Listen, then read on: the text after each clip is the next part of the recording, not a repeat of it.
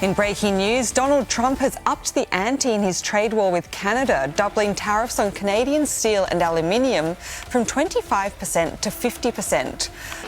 So we're bringing it up from 25%, we're doubling it to 50%, and that's a little. The United States is considering raising steel import tariffs from 25% to 50%, a move that could reshape its economic landscape. Within the U.S., around 2,000 companies tied to German automakers employ approximately 140,000 workers, forming a significant industrial backbone. However, a growing trend is seeing major global corporations shift their investments away from the U.S., once viewed as an unrivaled hub for business, toward Canada. Notable examples include Volkswagen's ambitious electric vehicle factory in Ontario, Burger King's corporate headquarters relocating for tax advantages, Amazon's innovative distribution network, Microsoft's advanced artificial intelligence campus, and Stellantis' cutting-edge battery production facility in Windsor. These high-profile relocations signal a potential erosion of the U.S.'s dominance as a magnet for corporate investment. The reasons are multifaceted.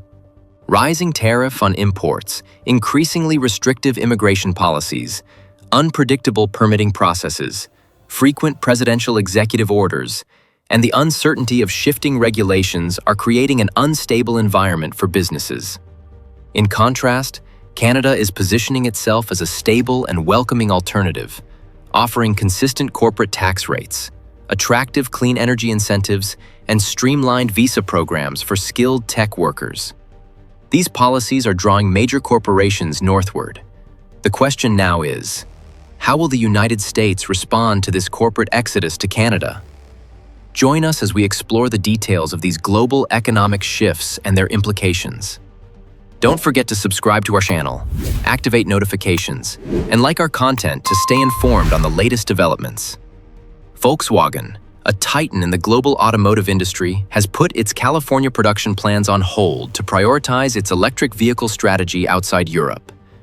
With President Donald Trump proposing a 25% tariff on new vehicles, alongside additional duties on steel and aluminum, Volkswagen's financial analysts have repeatedly highlighted non-static costs as a critical risk factor in their planning.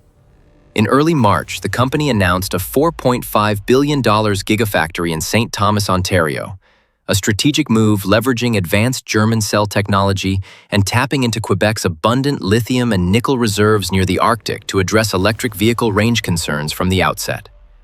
Canada's government has sweetened the deal with a 15% investment tax credit and a robust commitment to green energy, delivering savings of tens of millions compared to the mandatory union negotiations and labor complexities in the U.S.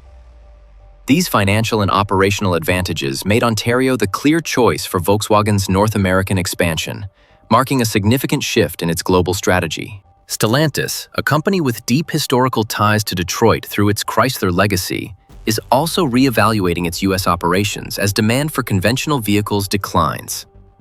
The automaker has pledged an additional $4 billion Canadian dollars to a flexible battery cell manufacturing facility in Windsor, operated in partnership with LG Energy Solution. The primary motivation for this investment was the looming threat of unpredictable U.S. tariffs, which could disrupt cost projections. The U.S.'s revised Made in America battery content regulations have created confusion over what qualifies as domestic production, complicating compliance for manufacturers. In contrast, Ontario's exemptions for critical minerals provide a stable and predictable framework, enhancing operational security. Additionally, Canadian regional unions moved swiftly to secure a 5-year labor agreement, avoiding the disruptions seen in the U.S., where the United Auto Workers staged 2 high-profile strikes. Stellantis also benefits from trade loopholes in battery exports between Canada and the U.S., allowing it to bypass additional taxes when shipping cells south. This strategic advantage underscores Canada's growing appeal as a manufacturing hub for the automotive sector. In the technology sector, Amazon has taken a pioneering step by acquiring a vast tract of land just north of Calgary for a 460,000 square meter distribution center. This state-of-the-art facility includes a testing ground for autonomous trucks, a drone delivery hub, and Western Canada's first fully electric truck fleet, positioning Amazon at the forefront of logistics contamination. While a similar project in Snohomish, Washington has been stalled by environmental concerns and a 2-year permitting delay, Alberta's government granted year-round approvals, enabling rapid progress. Canada's energy wind credits and carbon tax exemptions further enhance the project's sustainability profile and cost-effectiveness.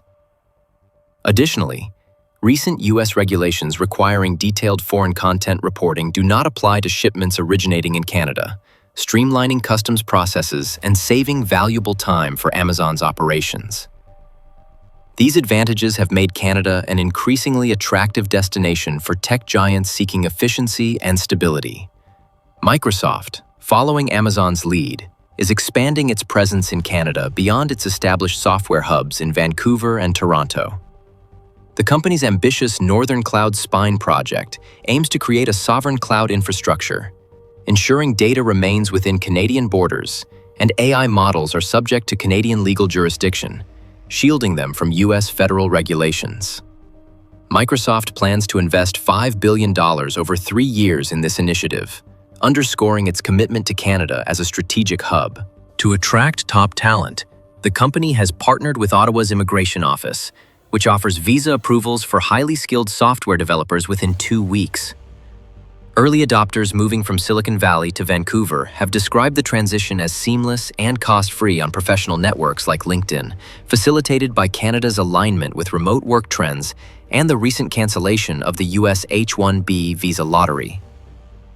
This streamlined immigration process is accelerating the migration of tech talent to Canada, strengthening its position as a global tech hub. In the quick-service restaurant industry, Burger King, which merged with Tim Hortons a decade ago, has maintained its operational headquarters in Miami, but is now shifting focus to the Montreal-Longueuil corridor. The company plans to invest $320 million in a product development laboratory and a digital order training campus, leveraging Montreal's robust university ecosystem to develop AI-driven order prediction algorithms. This move prioritizes high-value innovation over low-skill jobs. Quebec's 20% payroll tax credit contrasts sharply with New York's $12 million in relocation costs, highlighting the financial rationale for the shift. Burger King's leadership emphasized that predictable regulatory environments are critical for long-term planning, making Canada an appealing choice. This corporate migration is part of a broader trend reshaping North America's economic landscape.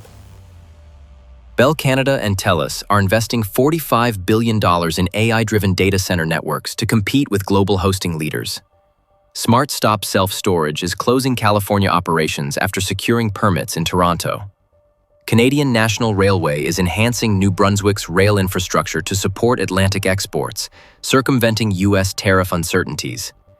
Spanish Ferrovial is nearly doubling its stake in Toronto's 407 ETR toll road, citing reduced political risk compared to U.S. markets. These examples underscore a common theme.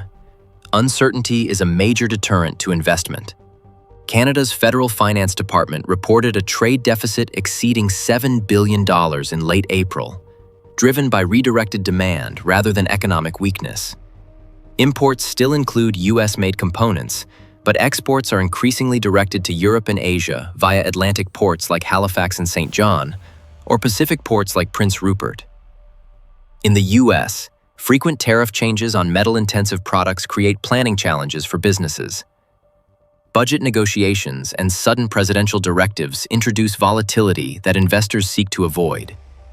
Canada, by contrast, offers a stable incentive framework, including 3-, 5-, and 8-year tax credits for electric vehicle batteries, rare earth mineral processing, AI development, and clean energy storage. Additionally, Canada is committed to attracting 10,000 highly skilled immigrants within 6 months through a fast-track tech visa program, reducing uncertainty for corporate planners. This shift is transforming North America's industrial dynamics. First, the traditional secondary market model has reversed. Manufacturers can now recover costs in Canada before expanding to U.S. states like Texas or Ohio. Second, Canada's port corridors, such as Halifax and Vancouver, offer direct shipping routes to Europe and Asia, bypassing U.S.-Mexico transit uncertainties. Third, Canada's data sovereignty assurances provide a secure environment for commercial secrets amid ongoing US AI regulatory debates. Finally, labor mobility is reshaping the workforce. A Silicon Valley software engineer secures Toronto residency at a comparable salary. A Seattle mechanical engineer joins a Windsor battery lab, and a Miami logistics planner designs drone routes in Calgary. Beyond trade disputes, high tariffs erode profit margins, and inconsistent licensing conditions strain corporate finances. Global executives are prioritizing Canada for risk diversification, viewing the US as a secondary option until policy stability improves. If the Trump administration fails to balance protectionist measures, the current trickle of 5 companies could escalate into a broader exodus. Canada's stable policies give it a competitive edge, but challenges remain, including whether its ports, railways, and energy grid can handle the increased volume. Will this corporate migration be temporary or permanent? Can the Trump administration lower tariffs to lure companies back, or will Canada enhance its incentives to become the new manufacturing capital? The answers will unfold in the coming months.